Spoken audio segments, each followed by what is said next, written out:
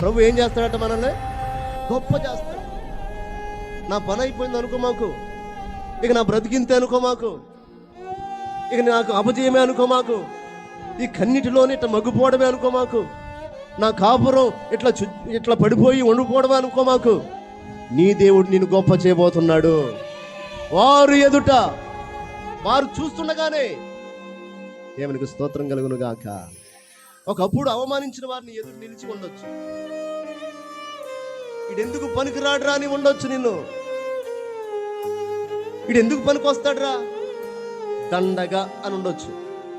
వీడెందుకు పనికి వస్తాడు రా, వీడి తల్లిదండ్రులకు పనికిరాడు, సమాజానికి పనికిరాడు, ఎందుకు పనికిరాడు వీడు అనుకొని ఉండొచ్చు. దావీదు కూడా వారు తండ్రికి ఎందుకు పనికిరాని వాడిగా అయిపోయాడు.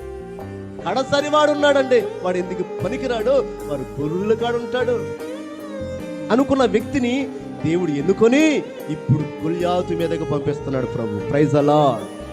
అందరూ చెప్పాలి హల్లెలూయా.